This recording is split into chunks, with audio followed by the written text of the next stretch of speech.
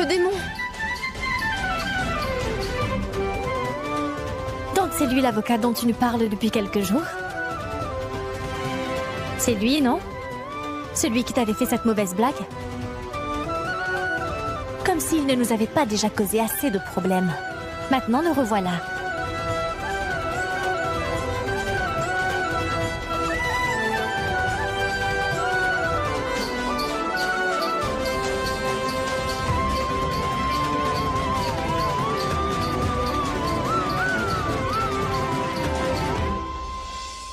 Nous allons commencer. Votre honneur, mon client, Monsieur Lala, souhaiterait récupérer le foyer que son grand-père avait donné en location à ses veuves de son vivant. Mon client leur a donc aimablement donné un préavis de 7 jours pour libérer les locaux, ce qui prend fin aujourd'hui. Je vous demande donc d'ordonner que ce foyer soit évacué aujourd'hui même et rendu à mon client. Et c'est tout. Partie adverse, présentez vos arguments. De quel droit ces veuves continuent-elles à occuper ce foyer? Si Monsieur Lala souhaite récupérer la maison qui lui appartient, ces veuves devraient vider les lieux et le rendre, en tout honneur et respect, à son propriétaire légitime. Monsieur, je tiens à rappeler à Monsieur Lala que son grand-père avait offert ses locaux à ses femmes pour y vivre.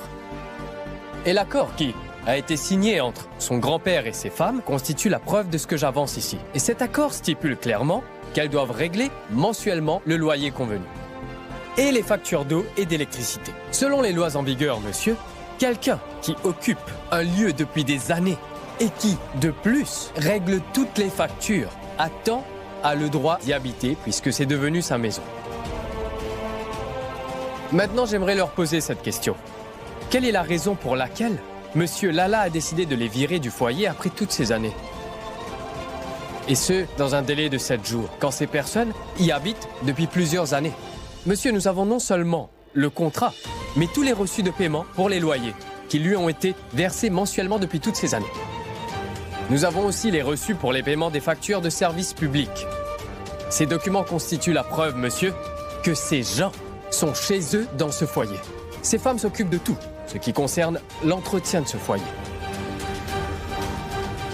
Monsieur, ce foyer est la seule maison qu'elles ont. Certaines d'entre ces femmes ont passé une bonne partie de leur vie là-bas. Pour certains, c'est un foyer, pour d'autres, c'est une propriété. Mais pour ces femmes, monsieur, c'est leur maison, où elles ont créé des souvenirs et où elles sont heureuses, monsieur. Après tant d'années, monsieur Lala décide de les mettre à la porte et de leur dérober de leur maison, leurs souvenirs, leur bonheur au pied levé. Je pense que sa seule motivation est l'avidité, monsieur. Car son grand-père leur a offert ce foyer à titre de charité. Les preuves que vous avez apportées aujourd'hui, montrez-les. Oui, monsieur.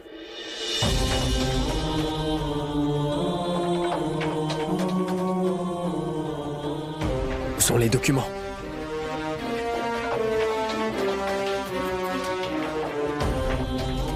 Présentez les preuves, s'il vous plaît.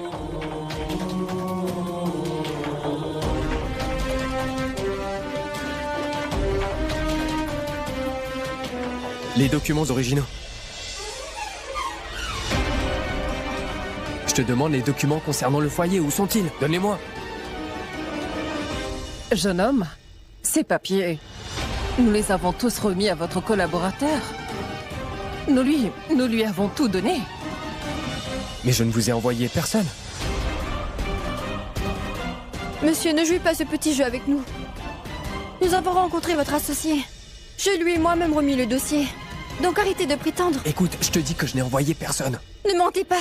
Je mens. Tu m'accuses, moi? Tu viens d'accuser ton propre avocat d'être menteur devant le juge? Je viens de loin pour défendre cette affaire et tu me traites de menteur. Waouh, c'est génial.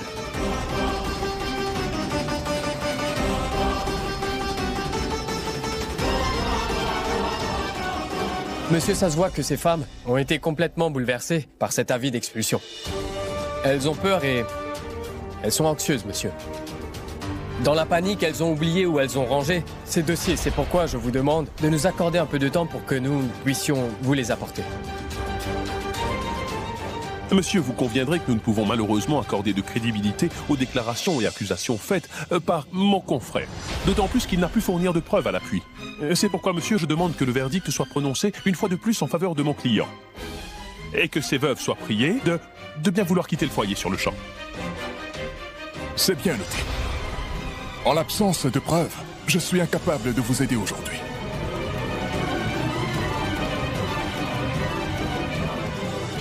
L'affaire est... Monsieur, attendez. Quelque chose, s'il vous plaît. Une seconde, attendez, monsieur.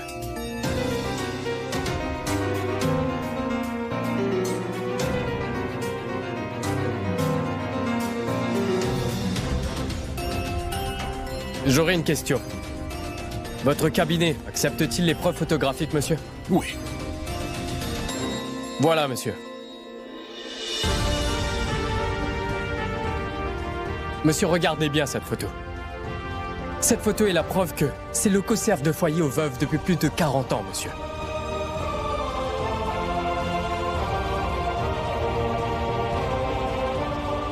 Et monsieur, regardez ces femmes.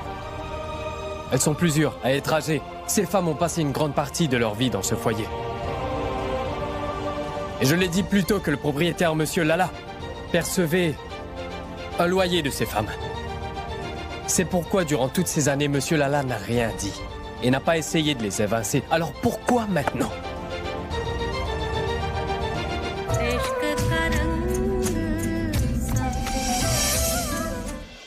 Monsieur, elles n'ont nulle part où aller. C'est pourquoi elles se battent pour rester dans ce foyer. Si vous avez des doutes, demandez aux habitants de ce quartier depuis quand ce foyer de veuves existe. Et ils vous le confirmeront. Il n'y a pas de preuve plus évidente que cela, monsieur. Monsieur, tout ce que je demande à ce stade, c'est que vous nous accordiez juste un peu de temps pour que nous puissions présenter plus de preuves, ainsi que tous les documents nécessaires. Monsieur le juge, ayez pitié de nous, les veuves. Après avoir vu cette photo et pris connaissance de votre situation, je vais vous octroyer l'ordre de suspension. Mais rien qu'une fois. Donc, ça veut dire... Indrani, alors nous pouvons rester au foyer? Oui, seulement pour quelques jours. Vous ne pouvez pas donner l'ordre de suspension en l'absence de preuves. Monsieur, elles vous font du chantage émotionnel et vous tombez en plein dans le panneau. Voilà ce qui se passe. La photo qu'il m'a montrée constitue également une preuve. Demain matin, assurez-vous de me présenter les documents et les preuves également. Je vous laisse un délai. Ou bien ce jugement ira en faveur de Monsieur Lala. Oui, monsieur. Merci.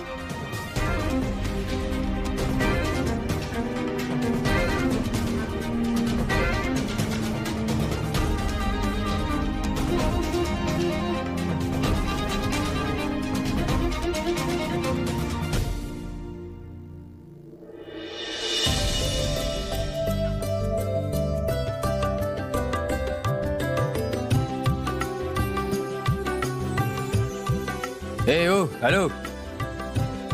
Qu'est-ce qui te met en colère? Pourquoi tu fais la tête? J'ai réussi à vous sortir de là. Je vous ai obtenu un ordre de suspension. Mais la prochaine fois, assure-toi d'avoir le dossier. Ou sinon, on va perdre cette affaire. Est-ce que c'est compris? Dossier?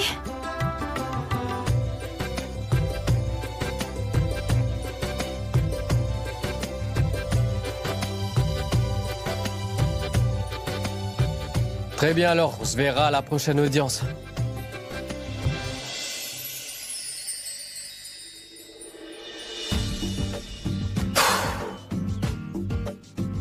Eh oui, Viplav. Tu t'es battu pour ces gens-là et cette affaire, et tu n'as même pas eu droit à un merci en retour. Si j'avais su depuis le début que c'était elle mon client, je n'aurais même pas perdu mon temps avec elle.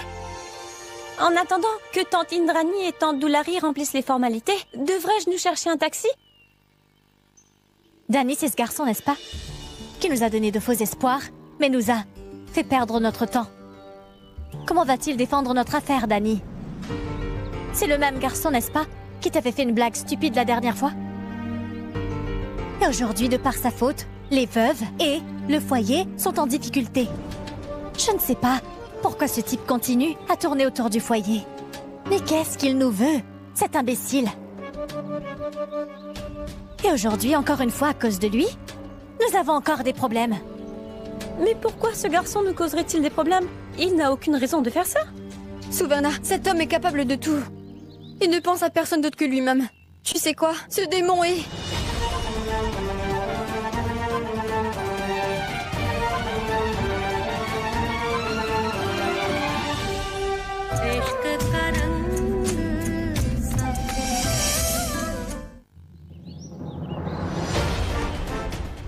Donnez-moi ce sac.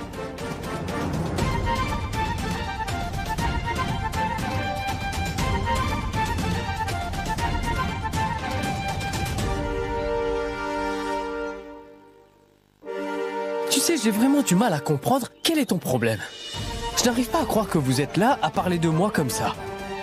Celui qui s'est donné tellement de mal pour venir de Delhi à Bénarès dans le seul but de défendre votre affaire. C'est ainsi que vous lui parlez? C'est ce que la religion vous apprend? Écoute, je t'implore à main jointe d'arrêter. De me faire porter le chapeau pour tous les problèmes que vous rencontrez. En fait, tu sais ce que je pense? Il me semble que tu es à la recherche d'un bouc émissaire. Et j'ai l'impression que tu m'as choisi pour ce rôle et c'est pourquoi tu rejettes toujours le blâme sur moi. Tu devrais essayer de réfléchir la tête froide des fois. Peut-être que tu verrais alors où sont tes erreurs. Ça ne peut pas toujours être la faute de ce pauvre Viplav.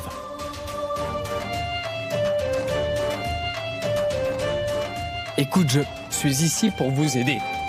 Et je suis votre avocat. Et vous n'avez pas confiance en moi? C'est génial.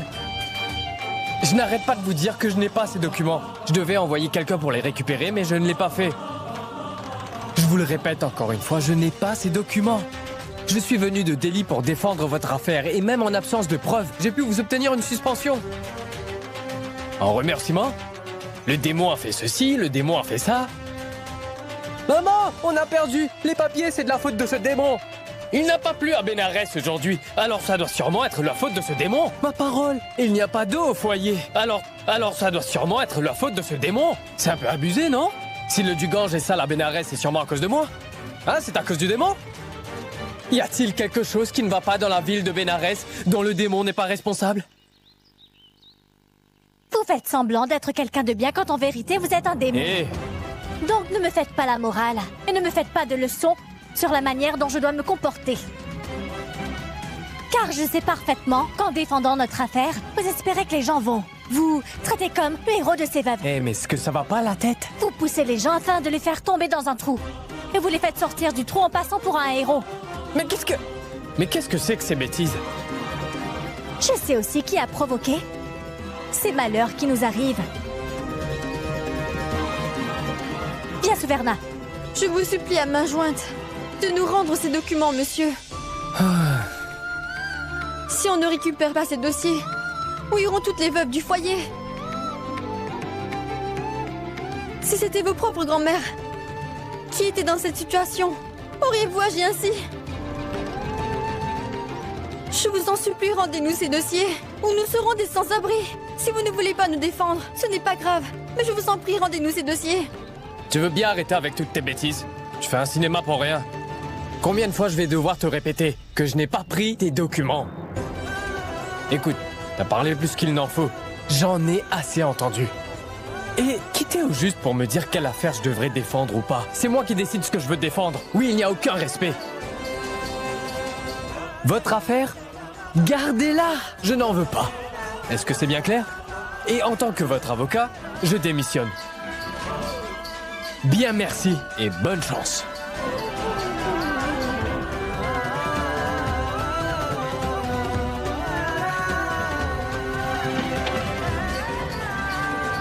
La parole. Qu'est-ce qu'on va faire?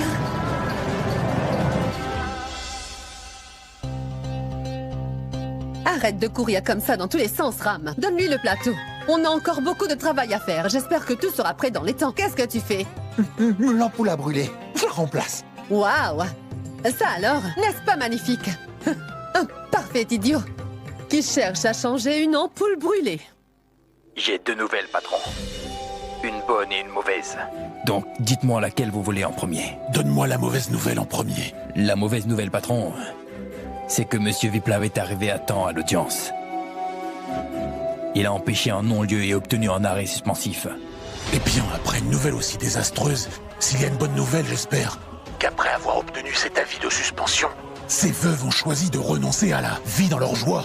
Non, non, ce n'est pas ça, patron. Ce n'est pas du tout le cas. Du moins pas pour le moment, mais on peut encore espérer que ce sera le cas. Et j'en reviens à la bonne nouvelle, monsieur. J'ai vu Monsieur Viplav avoir une dispute avec les veuves et renoncer à les défendre. Et tu es sûr de ce que tu avances? Puisque je vous le dis, patron, c'est la vérité. Si ce que tu dis est vrai, c'est sûr que... j'en aurai bientôt la confirmation. Dis-moi une chose, où sont ces veuves en ce moment? Elles sont au tribunal, patron. Mais je pense qu'elles ne vont pas tarder à rentrer. Si tu veux que je te fasse entièrement confiance et que je croie tout ce que tu dis, alors tu vas devoir faire encore une chose pour moi. Je vous écoute, patron. Dans ce cas, écoute bien.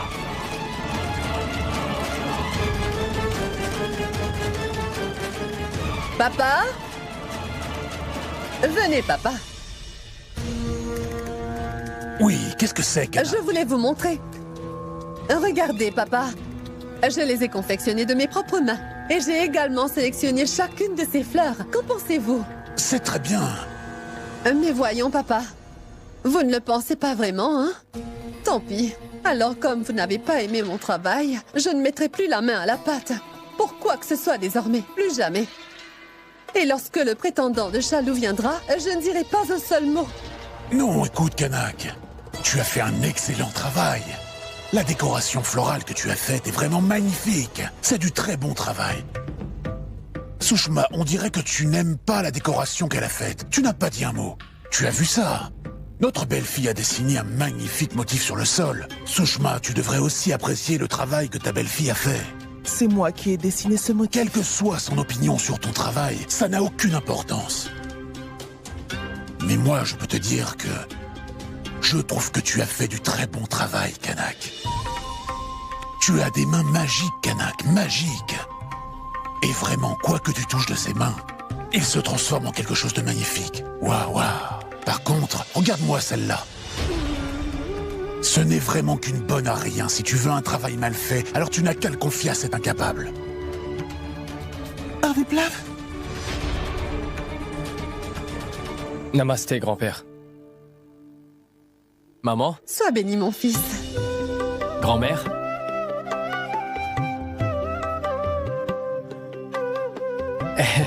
Papa? Viplav, tu pensais vraiment que tu allais nous faire une surprise, n'est-ce pas? Mais nous avons appris la nouvelle plus tôt que tu étais en ville.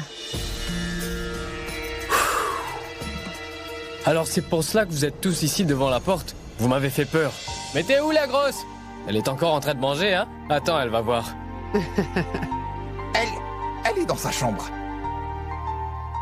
Viplav, il faut que je te parle. Suis-moi. Allez, viens. Qu'est-ce qu'il y a?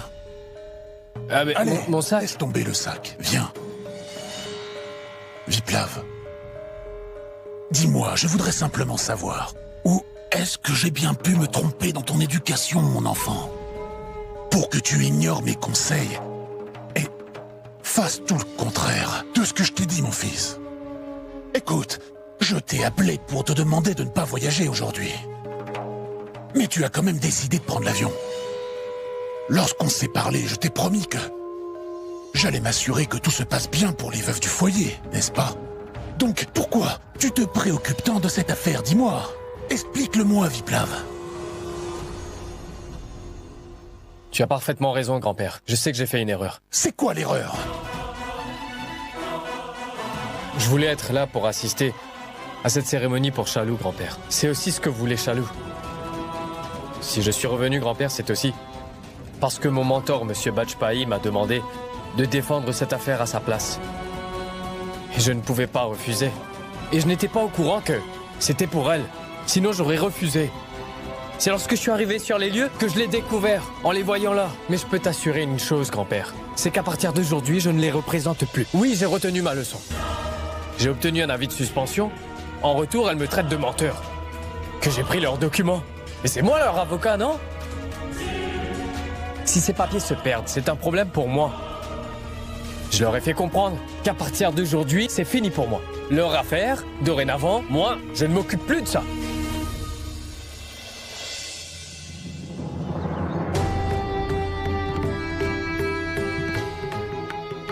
Dani? Qu'y a-t-il? Tu ne vas pas prier au temple aujourd'hui? Tu ne demandes pas de l'aide au Tout-Puissant? Chaque fois que nous avons fait face à des gros problèmes, tu as toujours fait semblant de prier pour nous. Pourquoi pas aujourd'hui? Va et prie. Raj Lakshmi, arrête un peu de blâmer Dani pour tout ce qui arrive. Mère supérieure, mais tout ça c'est de sa faute. Elle n'arrête pas de nous causer des gros problèmes à chaque fois. Et vous autres, vous faites semblant de ne rien voir et de ne rien comprendre. À vos yeux, elle est la personne qui est toujours là pour nous tirer chaque fois d'affaire. Et nous autres alors? Je dois écouter des sermons à longueur de journée à cause d'elle. Raj Lakshmi, ça suffit. Écoutez-moi, mère supérieure. Les choses sont allées trop loin cette fois, car si nous sommes sur le point de nous faire éjecter du foyer, c'est de sa faute. Et mère supérieure, vous ne voyez peut-être pas que ce n'est pas seulement cet avocat qui nous baratine, mais qu'on se fait aussi berner par Dani? Raj Lakshmi, ça suffit. Ce n'est pas l'endroit approprié pour parler de ça. Tout le monde commence peu à peu à perdre confiance en moi. Il n'y a qu'un seul moyen pour moi de regagner leur confiance. Je dois récupérer les documents du foyer des mains de ce démon. Este es el final, el final. Si no vuelvo a estar contigo, oye bien lo que te digo. Este es el final, el final del paraíso. Un castigo, de eso no hay duda. Verte pasar y tener estas ataduras. Es esa magia que tienes cuando me besas. Mami, te quito la ropa y se pone la cosa intensa. Yo en un momento, por Dios que no juro, estaba dispuesta a mirar para el futuro, girl. Y ya no puedo, girl. Este es el final, el final del paraíso.